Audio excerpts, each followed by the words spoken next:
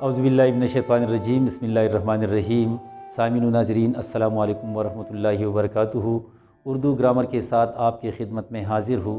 آپ سے گزارش ہے اس چینل کو سبسکرائب کریں اور آج کی ویڈیو کو آخر تک دیکھیے تاکہ آج کے عنوان کے حوالے سے تمام باتیں آپ کی سمجھ میں اچھی طرح آ جائے۔ اردو گرامر کے حوالے سے آج ہمارا عنوان ہے مضمون لکھنا۔ اس سے پہلے کافی ویڈیوز ہو چکی ہے جن میں مضمون کی تفصیل کے حوالے سے بات ہوئی ہے۔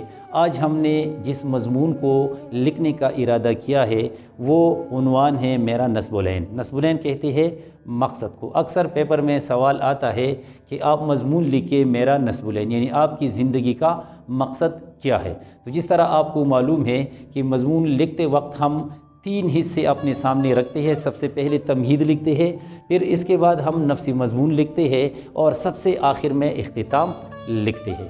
تو آئیے اس مضمون کے لیے یعنی میرا نصب العین کے لیے ہم تمہید کس طرح لکھ سکتے ہیں۔ سب سے پہلے آپ یوں بھی کر سکتے ہیں کہ علامہ اقبال کا یہ شعر ہے کہ میری زندگی کا مقصد تیری دین کی سرفرازی، میں اسی لیے مسلمان، میں اسی لیے نمازی۔ تو یہاں آپ پہلے یہ شعر لکھیں۔ اس کا زیادہ فائدہ یہ ہوگا کہ چیکنگ کرنے والے پر اثر زیادہ ہوگا اور وہ آپ کو زیادہ نمبر دے گا۔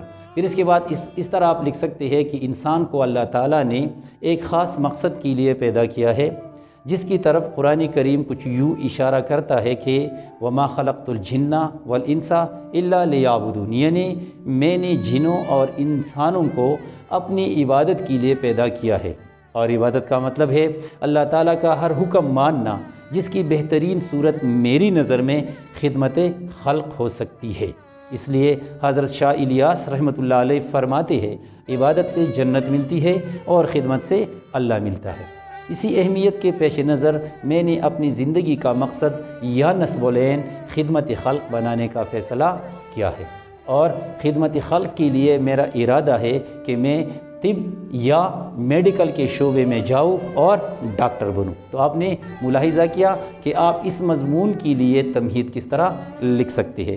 اگر آپ ڈاکٹر نہیں بننا چاہتے، انجینئر بننا چاہتے، تو آخر میں آپ اس طرح لکھیں کہ ارادہ یہ ہے کہ میں انجینئرنگ کے شعبے میں جاؤں اور وہاں اپنے ملک کے لیے، اپنے علاقے کے لیے یا اپنے لوگوں کے لیے کچھ کر سکوں۔ جس شعبے میں بھی آپ جانا چاہتے ہیں تو وہ آپ یہاں پر منشن کریں۔ پھر آپ نے ملاحظہ کیا کہ آخری بات ہم نے کیا کہ ڈاکٹر بنوں۔ اب جو میرا نصب العین مضمون کے لیے وہ مین چیز ہے وہ ہے نفس مضمون، اور اس کے حوالے سے ہم نے یہ بات کی تھی کہ بہترین طریقہ یہ ہے کہ ہم کیا کریں، دماغ سوزی کریں۔ اس کو انگریزی میں برین سٹارمنگ کہتے ہیں۔ برین سٹارمنگ کس طرح کی جاتی ہے اس حوالے سے ہم نے کافی ویڈیوز کی ہے، وہاں پر بھی آپ ملاحظہ کر سکتے ہیں، لیکن یہاں پر اسی مضمون کے حوالے سے ہم برین سٹارمنگ یا دماغ سوزی کس طرح کریں گے۔ تو یہاں چونکہ کیا ہے نصب العین ہے، تو یہاں آپ نے یہ ذکر کیا کہ میں ڈاکٹر بنوں، تو یہاں پھر آ جائے کہ میرا نصب العین ڈاکٹر بننا ہے، لہٰذا یہ ڈاکٹر بننا اس لیے ہے کہ اس میں میرا مقصد اللہ تعالیٰ کی مخلوق کی خدمت ہے، یعنی خدمت خلق ہے۔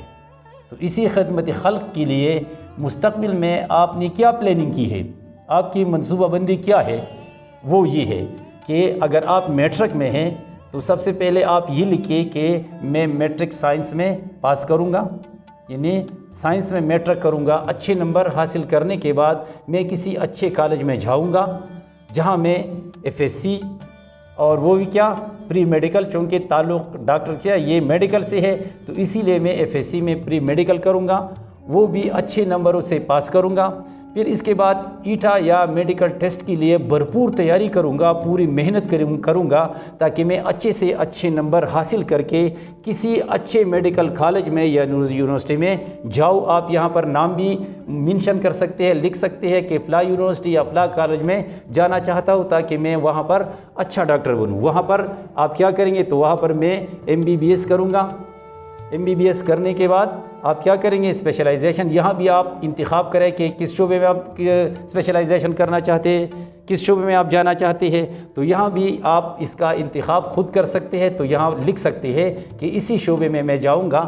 پھر اس کے بعد یہ کہ چونکہ میرا مقصد کیا ہے، وہ ہے اللہ تعالیٰ کی خدمت، اللہ تعالیٰ کی مخلوق کی خدمت کرنا ہے، لہٰذا میں اپنی طرح مخلص ڈاکٹروں کی تلاش کروں گا، ایسے ڈاکٹروں کو تلاش کروں گا جو میری طرح اللہ تعالیٰ کی مخلوق کی خدمت کرنا چاہتے ہیں۔